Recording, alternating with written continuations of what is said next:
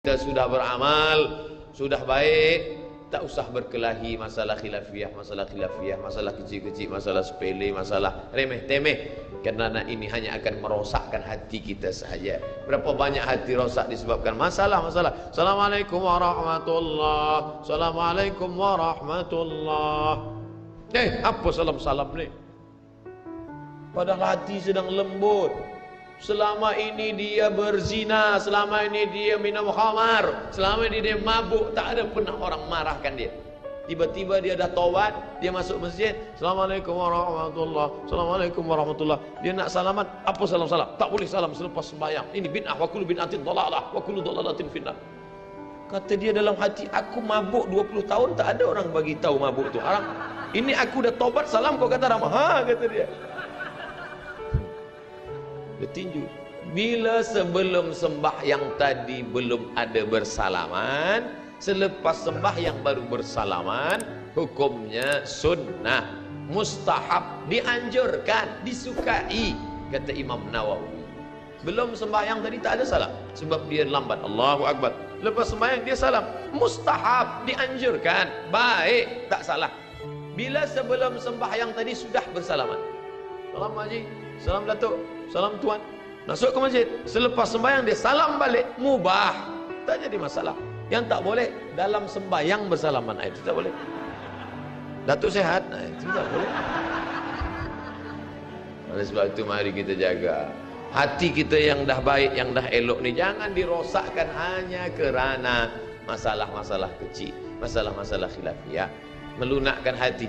Kayu patah boleh disambung, kaca retak boleh direkat, tapi hati rosak kemana obat akan dicari. Oleh sebab itu memperbaiki dengan akhlak.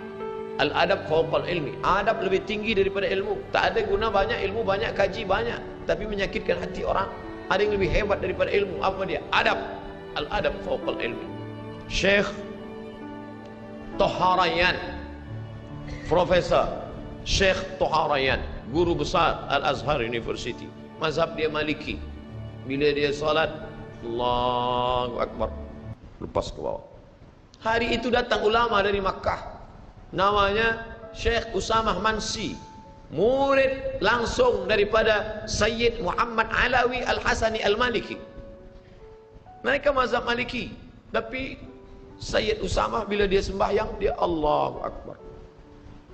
Manakala Sayyid Usamah jadi imam, Syekh Toharayan jadi makmum, tiba-tiba tangan Sayyid Usamah masih lepas ke bawah. Allahu Akbar. Murid-muridnya heran, kenapa Syekh Usamah Mansi yang biasa tangan begini, kenapa saat Syekh Toharayan jadi makmum lepas? Tak mungkin aku melawan Syekh di belakang, padahal dia adalah guruku. Bila tangannya lepas, aku pun ikut juga lepas. Kenapa? Hormat kepada guru, mengikut mazhab guru. Orang sekarang tidak, sengaja dia nak tunjukkan beza dengan guru dia. Aku lebih hebat lagi, aku dah lama belajar, aku sudah banyak ilmu. Sudah jelas mazhab Syafi'i, bismillah sir, bismillah jahar, bismillahirrahmanirrahim, alhamdulillahi rabbil alamin. Manakala dia kembali ke pondoknya, kembali ke kampung halamannya, setelah lama merantau menuntut ilmu, mestinya ikutkanlah mazhab Syafi'i. Adab, hormat kepada tuan guru. Tidak, malah dia tunjukkan, oh ni, aku sudah lebih hebat daripada kamu. Bismillahirrahmanirrahim, alhamdulillahi rabbil alamin. Masalah membaca basmalah sir, sah, tidak salah. Masalah membaca jahar, sah, tidak masalah. Membaca masalah tak basmalah sama sekali, sah. Mazhab Maliki tak ada basmalah. Allahu Akbar, alhamdulillahi rabbil alamin. Mazhab Hanafi dengan Hambali, Allahu Akbar, bismillahirrahmanirrahim, alhamdulillahi rabbil alamin. Mazhab Syafi'i, Allahu Akbar, bismillahirrahmanirrahim. Tidak ada masalah. Yang jadi masalah adalah ketika kita membawa mazhab yang lain di tengah komuniti mazhab Syafi'i, menimbulkan fitnah. Apa pesan Syekh Ibnu Utsaimin manakala datang orang bertanya, Syekh, ya, bila saya balik ke kampung saya, di kampung itu mereka bermazhab Syafi'i, setiap subuh mereka baca doa kunut, Allahumma hadina fi man hadait apakah saya ikut baca kunut atau saya pakai mazhab Hambali? Kerana saya belajar kepada Tuan Syekh mazhab Hambali, Syekh Ibn Utsaimin mazhabnya Hambali. Apakah bila saya balik ke kampung halaman saya, mereka bermazhab Syafi'i, saya ikut baca kunut atau saya tidak baca? Apa kata Syekh Ibn Utsaimin? Bila imammu itu membaca kunut, angkatlah tanganmu dan ucapkan amin. Kenapa? Li'annal ikhtilaf syarr. Kerana ikhtilaf berbeza dengan imam itu syarr, tak baik. Maka jangan rosakkan hati kita yang sudah lembut dengan ikhtilaf. La tanaza'u, jangan kamu berkelahi, jangan kamu bertengkar. Fatafshalu, karena kalau sudah bertengkar kamu akan gagal, kalah. Wa tadhhaba rihukum, dan kamu pun kehilangan semangat. Kenapa malam ini kita bersemangat? Kerana kita masih lagi menjaga hati daripada ikhtilaf. Banyak yang datang bersorban, tapi mereka tak salahkan saya yang pakai topi hitam.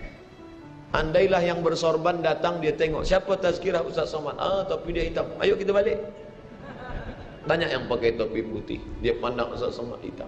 Banyak yang pakai jubah, saya pakai kain, dia tengok Ustaz Somad pakai kain, ya jom kita balik. Tidak semazhab dengan kita, tak. Banyak yang berjanggut, Ustaz tak berjanggut, janggut dia belum tumbuh, jom kita balik. Ini masalah ikhtilaf. Nata'awan fima ittafaqna. Mari kita bekerja sama pada perkara-perkara yang kita sepakati. Wa nata'adzar fima ikhtalafna. Mari kita berlapang dada menerima perbezaan. Ini tentang masalah kajian tajuk kita pada malam